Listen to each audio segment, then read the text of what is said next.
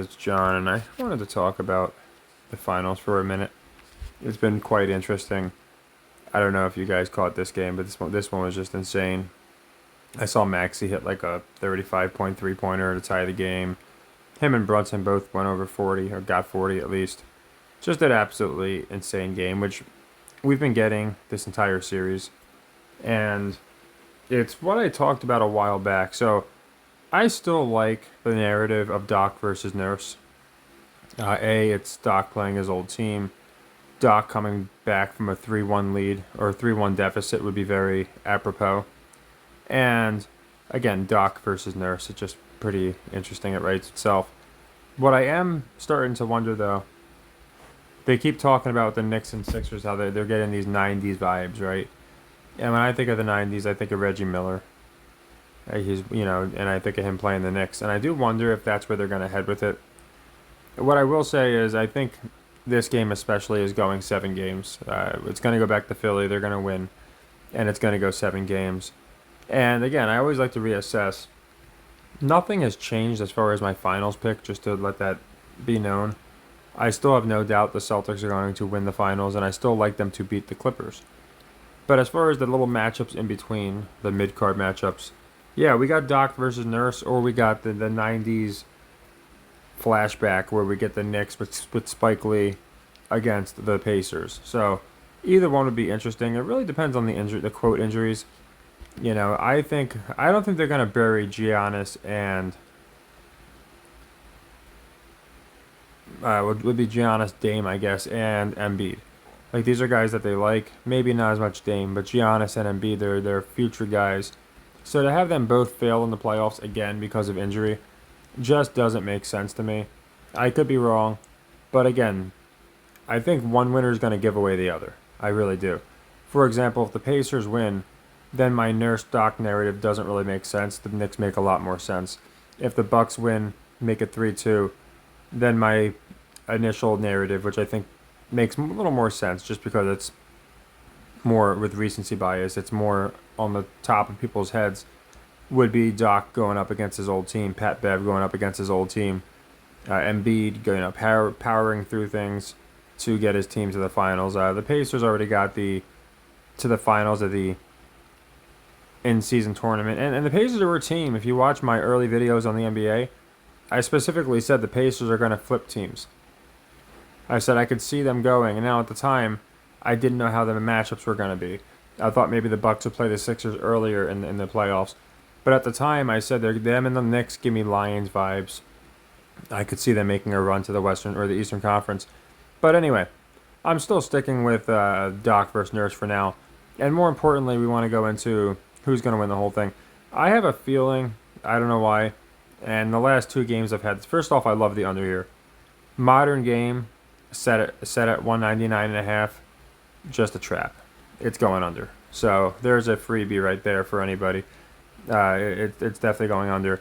And then it's who wins the game. I think to push the Cinderella story, and you can see they're saying without Porzingis they can't win a title.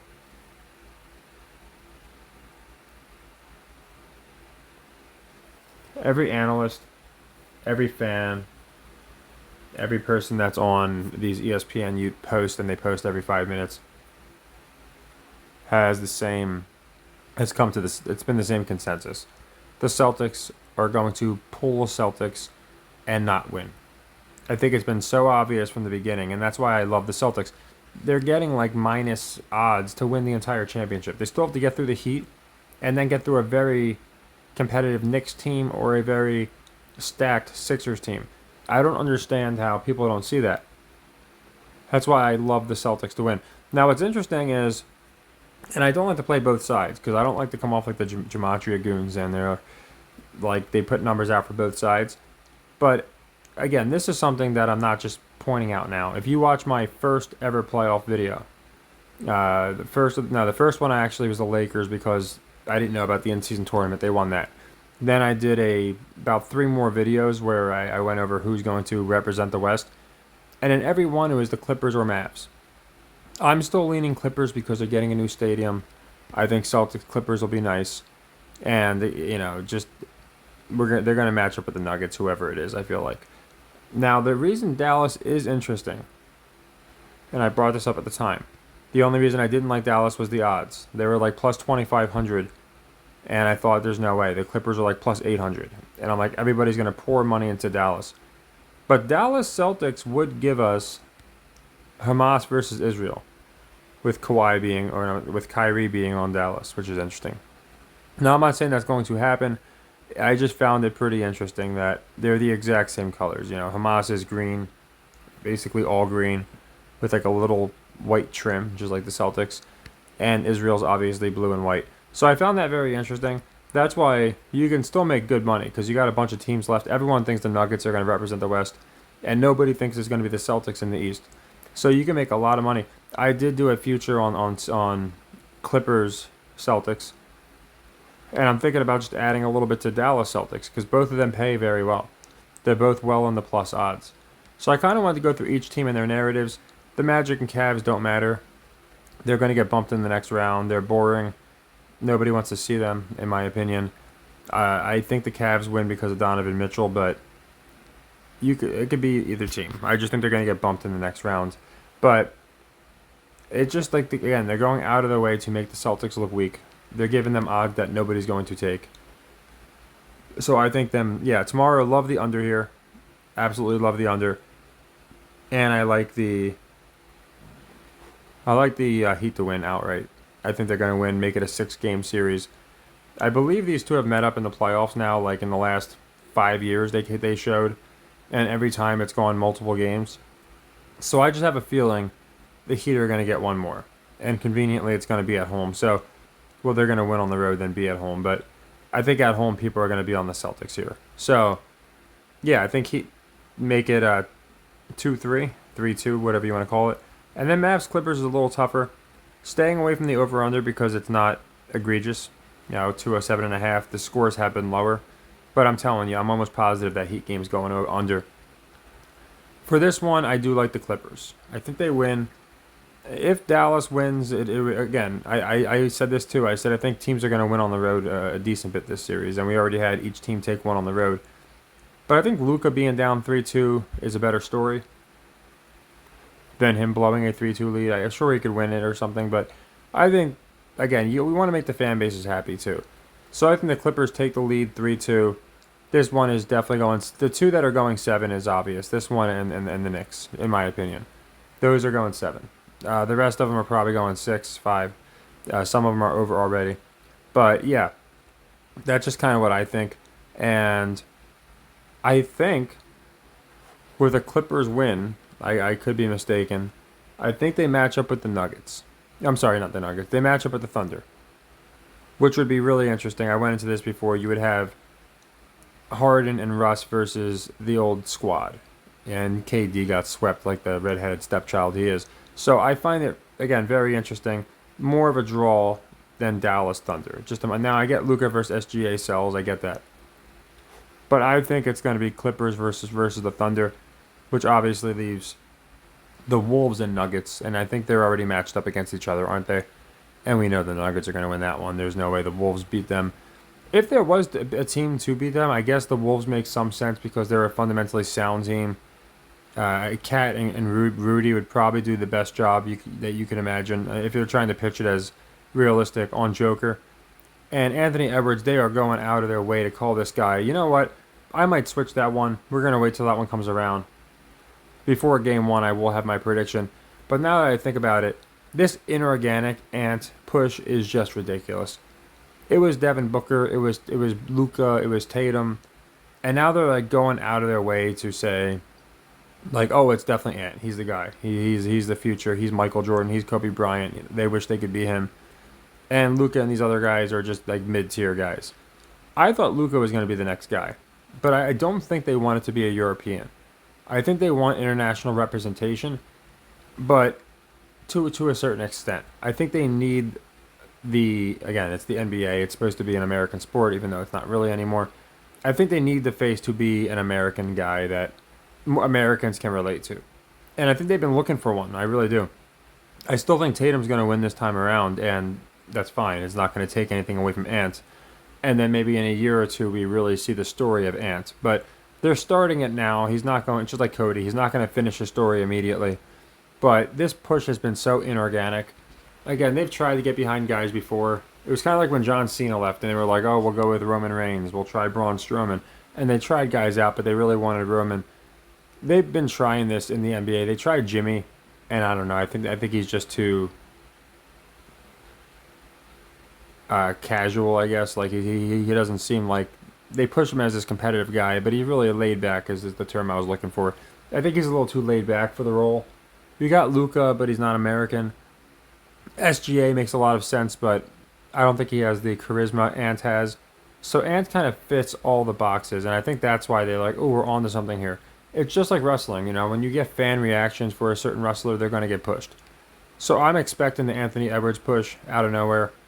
Again, as good as Brunson's playing, and Halliburton, but Brunson specifically, this guy is playing like, I'll be honest, assuming it's real or fake, I think it's fake.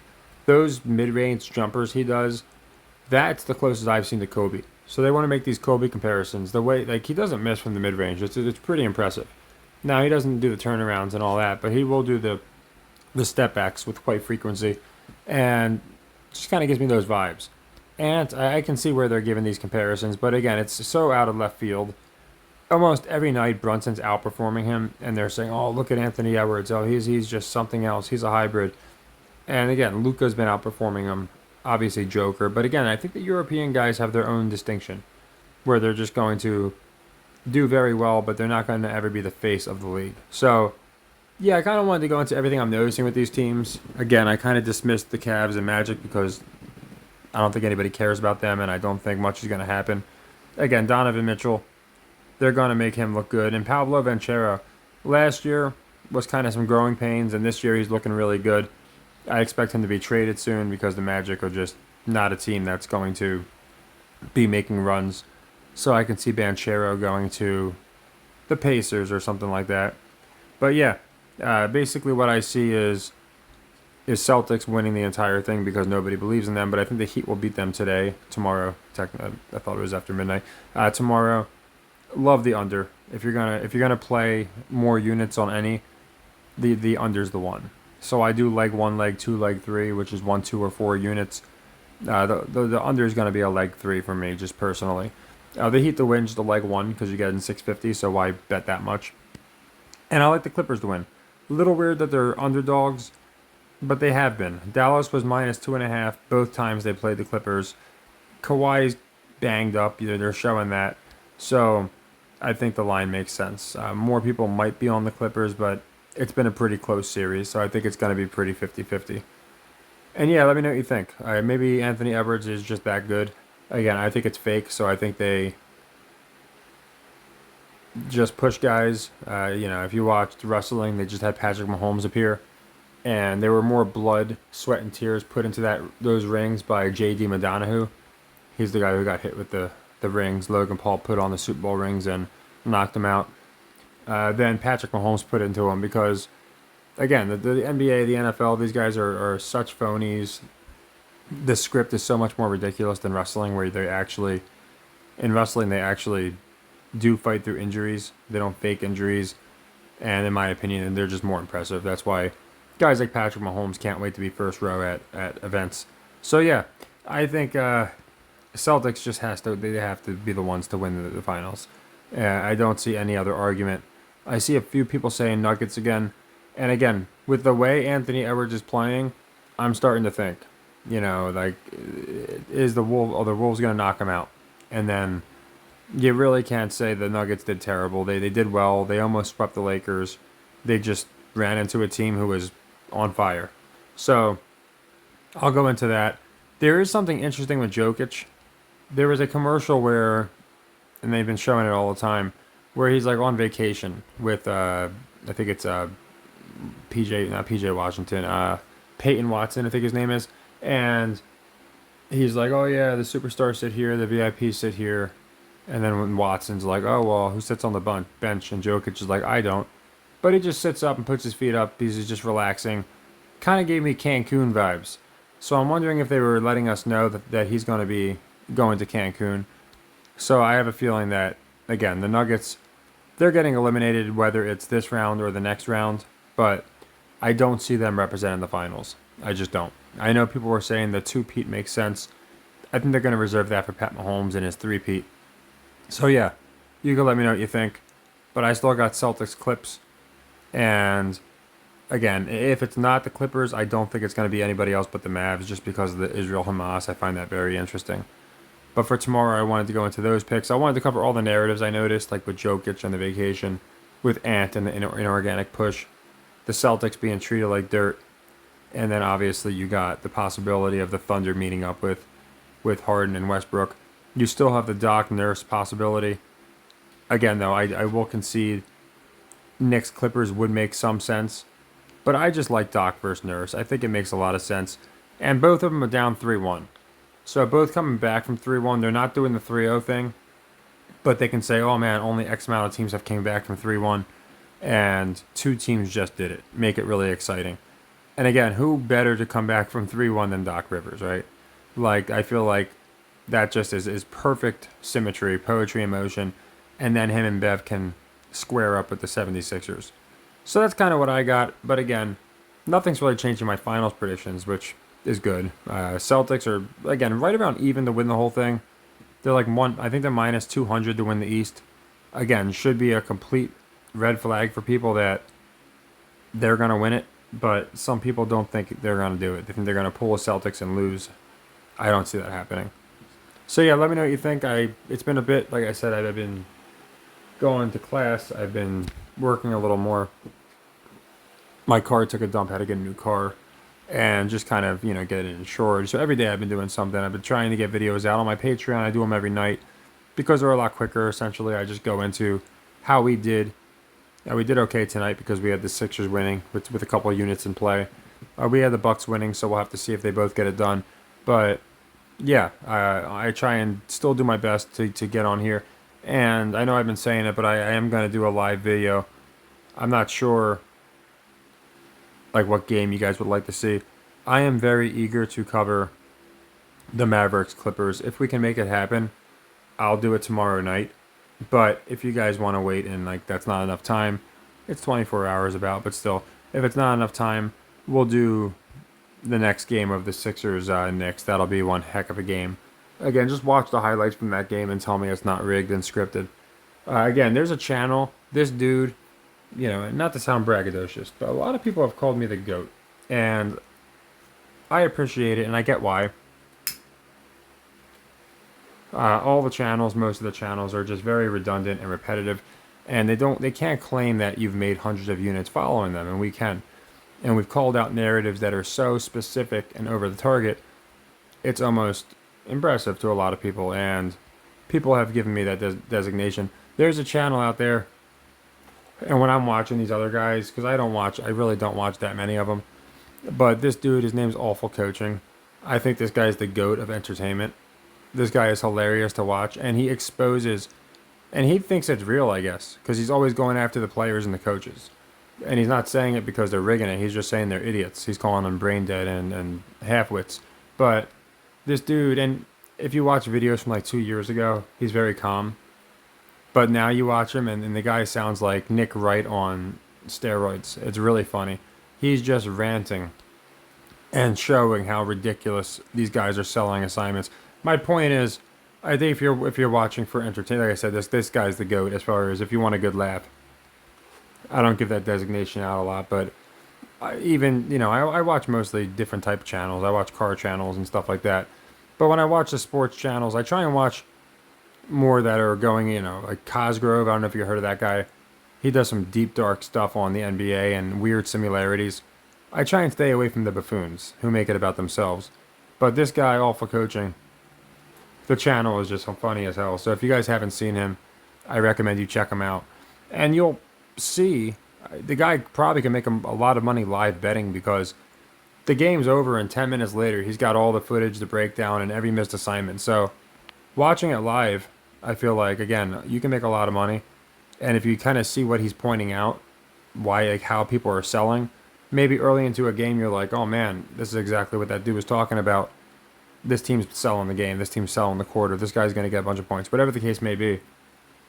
I just like to as they say, give flowers where they're due, and he's the only guy in the sector I've come across that is genuinely entertaining, and in my opinion, not a complete narcissistic maniac. So yeah, I just wanted to go into who I think is going to win. Why? Obviously, we'll do reassessments, but again, not to sound like braggadocious, nothing has really changed from the beginning. You know, people gave me flack for picking the Celtics, and again, the West originally liked the Lakers. They won the in-season tournament and said it's going to be the Clippers, and if it's not the Clippers, it has to be the Mavs. And a lot of people are saying both of those teams don't make sense. So we're going to get different opinions. I still like Celtics Clips. I went into a bunch of reasons why I think they have connections. And you can watch my old videos if you want to see that. But yeah, I'm curious what you guys think. And if you saw some of tonight's action, you probably were in for some great entertainment. So take care and happy earnings.